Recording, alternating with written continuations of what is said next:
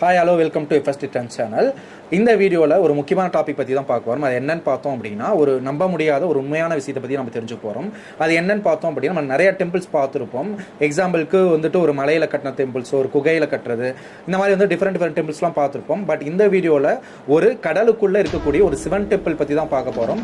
அதுக்கு ஒரு புராண கதைகள் நிறைய சொல்கிறாங்க. அது எங்கே இருக்குது, அது எப்படி கட்டியிருக்காங்க, அந்த கோயிலுக்கு நம்ம போகணும் அப்படின்னா எப்படி போகணும் அப்படிங்கிற நிறைய இன்ட்ரெஸ்டிங்கான விஷயங்கள் இந்த வீடியோவில் பார்க்க போகிறோம். கடைசி வரை ஸ்கிப் பண்ணாமல் இந்த வீடியோவை பாருங்கள், நிறைய விஷயங்கள் தெரிஞ்சுக்குவீங்க. நம்ம எவ்வளோ சிவன் டெம்பிள் பார்த்துருப்போம். பட் சில டெம்பிள்ஸில் மட்டும் பார்த்தோம் அப்படின்னா ஒரு அதிசயம், ஒரு அமானுஷம் இருக்கும். இந்த சிவன் டெம்பிளில் என்ன அதிசயம் இருக்குன்னு பார்த்தோம் அப்படின்னா, இந்த கோயிலே பார்த்தோம் அப்படின்னா கடலில் தான் வந்துட்டு கட்டியிருக்காங்க. இந்த கடலில் கட்டுற கோயிலை நம்ம விசிட் பண்ணி பார்க்கணும் அப்படின்னா குறிப்பிட்ட நேரத்துக்கு தான் வந்துட்டு பக்தர்கள் போய் பார்க்க முடியும். என்ன காரணம் அப்படின்னா, இது வந்துட்டு பார்த்தோம் அப்படின்னா கடலுக்கு நடுவில் இருக்கனால கடல் அலைகள்லாம் வந்து இந்த கோயில் வந்து மூடிதான் இருக்கும். பட் குறிப்பிட்ட நேரத்தில் அப்போ பார்த்தோம் அப்படின்னா அந்த பாதை வந்து நம்மளுக்கு கிடைக்கும். கடல் அலைகள்லாம் பார்த்தோம் அப்படின்னா கடல் வந்து உள்வாங்கிட்டு அந்த கோயிலுக்கு போகிறதுக்கான பாதை வந்து நமக்கு கிடைச்சிடும். அந்த டைமில் மட்டும்தான் பக்தர்கள் போயிட்டு அந்த சிவலிங்கத்தையும் அந்த கோயிலையும் நம்ம தரிசிக்க முடியும். இதுதான் வந்து இந்த கோயிலோட ஒரு யூனிக் அண்டு அதிசயம் அண்ட் அமானுஷமாகவும் இருக்குது அப்படின்னு நம்ம சொல்லலாம். இந்த சிவன் டெம்பிள் எங்கே இருக்குது, இதோட பேர் என்ன அப்படின்னு பார்த்தோம் அப்படின்னா, இந்த சிவன் டெம்பிளோட பேர் நிஷ்கலாங் மகாதேவ் அப்படிங்கிற டெம்பிள். இது எங்கே இருக்குன்னு பார்த்தோம் அப்படின்னா குஜராத்தில் நம்மளுக்கு பாவ் நகர் அப்படிங்கிற மாவட்டத்தில் கோலியாக் அப்படிங்கிற கிராமத்தில் தான் இருக்குது.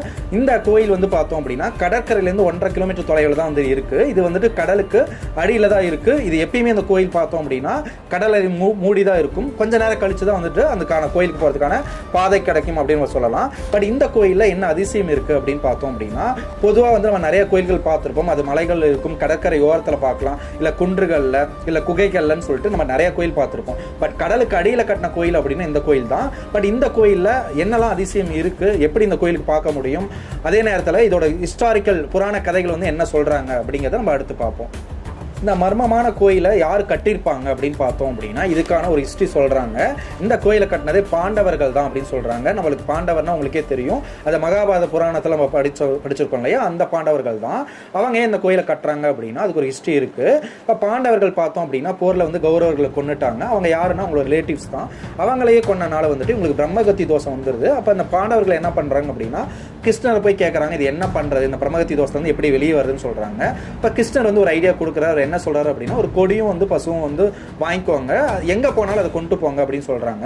எப்ப அந்த கருப்பு கொடியும் கருப்பு பசுவும் வந்துட்டு வெள்ளையா மாறுதோ அப்போ வந்து தோசை வந்துட்டு போயிடும், சிவபெருமான் வந்துட்டு உங்களை மன்னிச்சிருவாரு அப்படிங்கிற மாதிரி சொல்றாரு.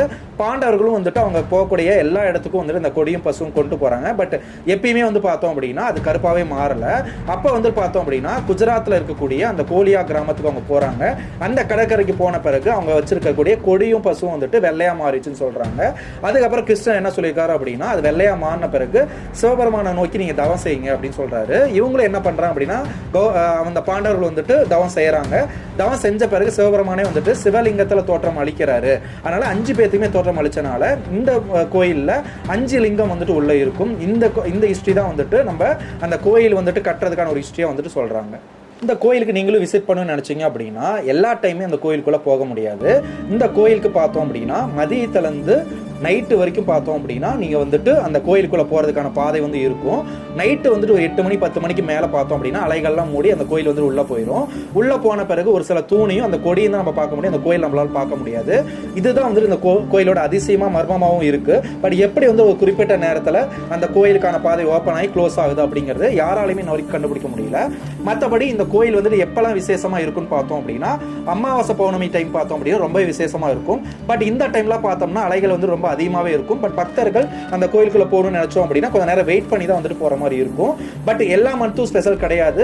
இந்த ஜூலை மார்ச் மந்த் வரைக்கும் பார்த்தோம் அப்படின்னா அந்த டைம் தான் வந்து இந்த கோயிலுக்கு போறதுக்கான சரியான நேரம். மழைக்காலங்கள்லாம் பார்த்தோம் அப்படின்னா அந்த கோயிலுக்கு அடிக்கடி போகக்கூடாது அப்படிங்கிறது சொல்லியிருக்காங்க. நெக்ஸ்ட் பார்த்தோம் அப்படின்னா இந்த கோயிலோட முக்கியமான இன்னொரு அதிசயம் என்ன அப்படின்னா, குஜராத்தில் எல்லாத்துக்குமே தெரியும் ஒரு மிகப்பெரிய பூகம்பம் வந்துச்சு, அதில் 50,000க்கு மேல மக்கள்லாம் இறந்தாங்கன்னு சொல்லிட்டு. பட் அந்த டைம்ல கூட இந்த கோயிலுக்கு கொஞ்சம் கூட வந்துட்டு எந்த ஒரு பாதிப்பும் ஏற்படல அப்படின்னு சொல்றாங்க. இதுதான் வந்து இந்த கோயிலோட ஒரு முக்கியமான முக்கியமான அதிசயமாக நம்ம பார்க்குறோம். இந்த கோயிலுக்கு வர பக்தர்கள் என்ன பண்ணுவாங்கன்னு பார்த்தோம் அப்படின்னா, அவங்க முன்னோர்கள், அவங்க மூதாதையர்கள், அவங்களாம் இறந்துருப்பாங்க இல்லையா, அவங்க சாம்பல்லாம் இந்த கோயிலை வந்து கரைப்பாங்க. பட் எதுக்காக அப்படின்னா, அந்த கோயில் கடற்கரையில் கரைக்கும் போது அவங்களுக்கு மோட்சம் கிடைக்கும், முக்தி கிடைக்கும்னு சொல்லிட்டு ஒரு நம்பிக்கை இருக்கு. இந்த கோயில் பார்த்தோம் அப்படின்னா ரொம்ப ஒரு மர்மமான கோயில் தான். உங்க லைஃப் டைம்ல கண்டிப்பா வந்துட்டு எப்பயாவது ஒரு டைம் இந்த கோயிலுக்கு போய் விசிட் பண்ணி பாருங்க. அதே மாதிரி இந்த கோயிலுக்கு நீங்க ஆல்ரெடி போயிருக்கீங்க அப்படின்னா கமெண்ட்ல உங்களோட எக்ஸ்பீரியன்ஸை ஷேர் பண்ணுங்க.